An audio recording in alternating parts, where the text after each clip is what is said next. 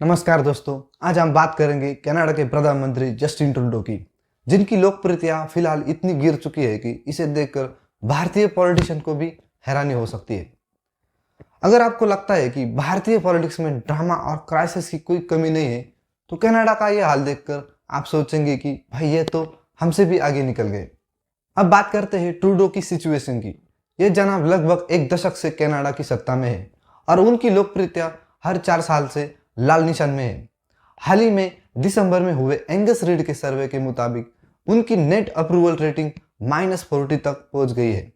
Canada की politics और Trudeau की मुश्किलें अब बढ़ने वाली है। ट्रूडो की समस्या सिर्फ उनकी गिरती रेटिंग तक सीमित नहीं है। उनकी लिबरल पार्टी अब कंजर्वेटिव पार्टी से 21 पॉइंट पीछे है। सोचिए, यह अंतर नवंबर में 17 पॉइंट था और अब बढ़ गया है। अगर अभी चुनाव हो जाए तो लिबरल पार्टी सिर्फ 50 सीटें जीत सकती है, जो कि भारत के लोकसभा के हिसाब से किसी क्षेत्रीय पार्टी जीतनी है। इस सब पर ट्रूडो की मुश्किलें तब और बढ़ गई जब उनकी डिप्टी प्रधानमंत्री और फाइनेंस मिनिस्टर क्रिस्टिया फ्रीलैंड ने अचानक इस्तीफा दे दिया और ऊपर से सरकार ने यह स्वीकार किया कि देश का घाटा 50% से ज्यादा है। मानो यह सब कम था, उसी दिन ट्रूडो एक उपचुनाव भी हार गए। क्या ट्रूडो के लिए गेम ओवर हो गया है? ट्रूडो की गिरती लोकप्रियता के पीछे कई कारण हैं। पहला, ट्रूडो करीब 10 साल से सत्ता में है और जनता अब उनसे ऊब चुकी है। दूसरा, महंगाई ने दुनिया भर की गवर्नमेंटों को हाल बेहाल कर दिया है और कनाडा भी इससे बचा नहीं है। लेकिन दोस्तों, कहानी यही खत्म नहीं होती। कनाडा की पॉलिटिक्स में दो बड़े मुद्दे हैं जो ट्रूडो को खासतौर पर नुकसान पहुंचा रहे हैं: हाउसिंग क्राइसिस और इमिग्रेशन। कनाडा की हाउसिंग क्राइसिस में घर खरीदना सिर्फ सपना रह गया है। अगर आप सोचते हैं कि मुंबई में घर लेना मुश्किल है, तो जरा कनाडा की हालात देखिए। जब से ट्रूडो सत्ता में आए हैं, घरों की कीमतें 70% से बढ़ गई है।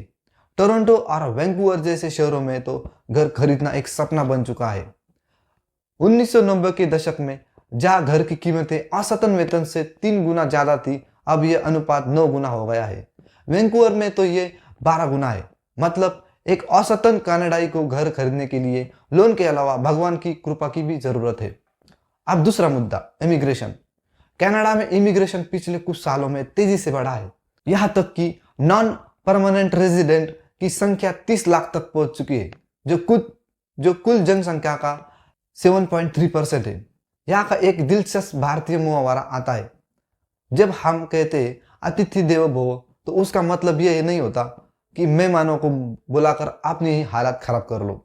ट्रूडो ने इमिग्रेशन को बढ़ावा तो दिया, लेकिन अब लोग शिकायत कर रहे हैं कि घरों और नौकरियों की कमी हो रही है। ट्रूडो की योजनाएं बस दिखाने की बातें हैं। ट्रूडो ने हाल ही में घर बनाने की गति तेज करने और इमिग्रेशन को कम करने की वादा किया है, लेकिन सच कहे तो डायलॉगबाजी के अलावा कुछ नहीं हुआ। घर बनाने का लक्ष्य तो आधा ही पूरा हो पाया और इमिग्रेशन अब भी रिकॉर्ड स्तर पर है। कैनेडियन जनता का गुस्सा दाएं और बाएं दोनों तरफ से प्रहार कर रहा है। ट्रूडो की पॉलिसियां सिर्फ राइट विंग समर्थक ही नाराज नहीं है, बल्कि लेफ्ट विंग वाले भी गुस्से में है। राइट विंग वालों को उनकी ग्रीन पॉलिसी से दिक्कत है, दूसरी तरफ लेफ्ट विंग वाले हाउसिंग क्राइसिस और अस्थायी वर्कर पॉलिसी को लेकर नाराज है। अब आते हैं हालिया घटनाओं पर। नवंबर में अमेरिका के पूर्व राष्ट्रपति डोनाल्ड ट्रंप ने कनाडा में 25% टैरिफ लगाने की घोषणा की और मजाक में कहा कि कनाडा को अमेरिका का 51वां राज्य बना देना चाहिए। सोचिए, ऐसा बयान और भारतीय सोशल मीडिया पर मीम्स की बाढ़ ना आए, यह कैसे हो सकता है? इसी तरह के बयान के बाद फिर कैनेडियन पोस्टल वर्कर्स की हड़ताल हुई, जिसे सरकार ने जबरदस्ती खत्म करवाया। और आखिर में ट्रूडो ने क्रिसमस पर एक टैक्स हॉलिडे की घोषणा की, जो जनता को रिश्वत देने जैसा लगा। अगर भारतीय दृष्टिकोण से देखें तो ट्रूडो की हालत उस नेता जैसी हो गई है जिसे हर तरफ से आलोचना झेलनी पड़ रही है। अब वो चाहे विपक्ष हो, जनता हो या खुद उनकी पार्टी। हम भारतीयों को यह समझने में देर नहीं लगती कि जब सरकार घर और रोजगार जैसे मुद्दों पर फेल हो जाए तो जनता का गुस्सा आना तय है। ट्रूडो साहब ने हाल ही में जनता को खुश करने के लिए नायाब तरीका निकाला। बियर, वाइन, कैंडी पर भारी छूट के साथ $250 का रिबेट दिया। यह ऑफर हर उस कनाडाई को दिया गया जिसने 2023 में 1.5 लाख डॉलर से कम कमाए। सुनने में तो यह दिवाली बोनस सेल जैसा लगता है, लेकिन हकीकत में ऐसा हुआ नहीं। कनाडाई पब्लिक ने इसे समझा चुनावी हथकंडा, और लेजर के सर्वे के मुताबिक 7% जनता ने इसे गिव अवे प्रमोशन स्टंट कहा, और तो और केवल 1/3 लोगों ने माना कि यह उनके फाइनेंस में कुछ बड़ा फर्क लाएगा। आप सोचिए, अगर भारत में ऐसा कोई ऑफर आता तो क्या होता। लोग इसे चुनावी जुमला कहकर सोशल मीडिया पर मीम्स की बारिश कर देते। कहते हैं ना, जहाँ 4 बर्तन होंगे वहाँ आवाज तो होंगी ही। ट्रूडो सरकार में भी कुछ ऐसा ही हुआ। उनकी डिप्टी प्रधानमंत्री और वित्त मंत्री क्रिस्टिया फ्रीलैंड ने अचानक इस्तीफा दे दिया। और हाँ, यह इस्तीफा ऐसे ही नहीं हुआ। फ्रीलैंड का कहना है कि ट्रूडो ने खुद उनसे इस्तीफा मांगा, और उनसे इस कदम से यह चर्चा तेज हो गई कि क्या ट्रूडो की पकड़ ढीली हो रही है। भारत में ऐसा होता तो यकीन मानिए न्यूज चैनल पर ब्रेकिंग न्यूज चल रही होती। क्या पीएम ने अपनी टीम को बर्खास्त कर दिया है, और साथ में बहसों का दौर। क्या यह जनता के साथ धोखा है।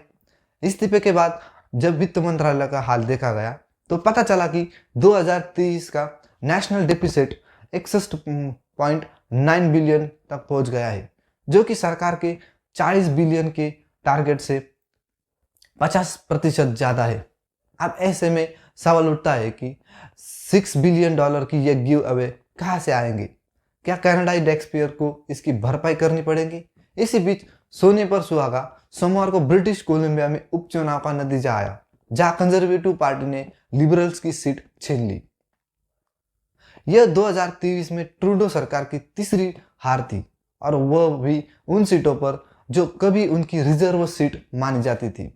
यह ऐसा ही है जैसे भारत में किसी बड़े नेता की सीट हार जाए, पब्लिक कहेंगी भाई अब कुर्सी जाने वाली है। अब सबसे बड़ा सवाल, क्या जस्टिन ट्रूडो इस्तीफा देंगे। हालांकि अभी ऐसा लगता नहीं।